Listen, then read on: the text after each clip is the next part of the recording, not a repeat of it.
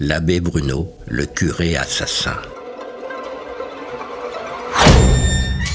Les amants de la guillotine. Une histoire racontée par Frédéric Lévineau. Ordonné prêtre en 1886, l'abbé Bruno est envoyé dans la commune d'Astillé, en Mayenne. C'est un grand gaillard, maigre et glabre, qui cache une âme luxurieuse. Dès qu'il le peut, il enfile des vêtements civils pour fréquenter les bordels de Laval. Il couvre ses maîtresses de bijoux. Mais où donc trouve-t-il l'argent nécessaire, lui, un pauvre curé? Tout simplement dans la poche des âmes charitables de sa paroisse. Il les convainc d'aider financièrement des œuvres pieuses, lesquelles sont tout bonnement ses frasques sexuelles. Le diable pousse même l'abbé Bruno à mettre le feu à son presbytère pour toucher les indemnités d'assurance. Un jour, il est pris la main dans le sac. Ayant le pardon facile, l'évêque se borne à le muter dans le village d'Entrammes en tant que vicaire du curé Fricot. Mais bien vite, il recommence à détourner l'argent de ses paroissiennes.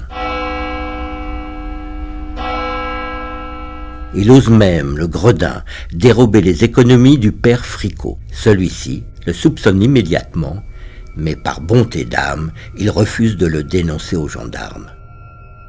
Mais bien mal lui en prend. Quelques jours plus tard, le prêtre est sauvagement assassiné par son vicaire. Celui-ci l'assomme à coups de bûche, puis le jette à demi-mort dans un puits.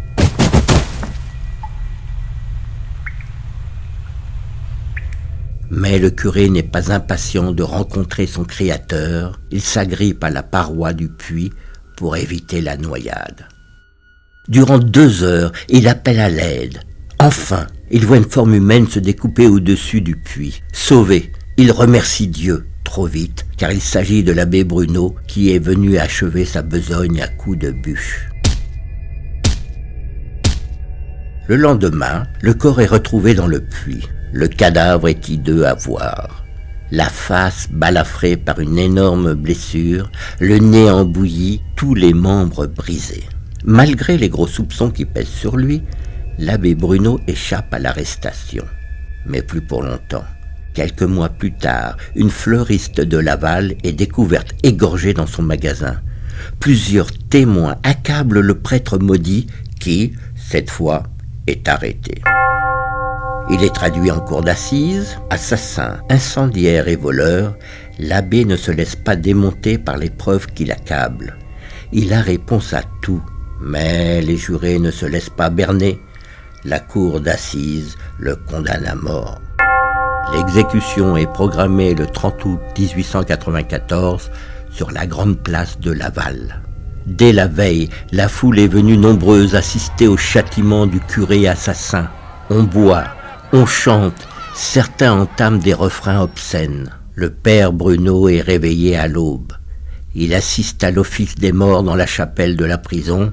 Il refuse le verre de rhum rituel en disant « La Sainte Communion me suffit ». Devant la guillotine, il proteste une dernière fois de son innocence et demande à l'aumônier de prier pour lui. À 4h55, sa tête tombe dans le seau. 1 minute plus tard, Saint-Pierre lui refuse la porte du paradis.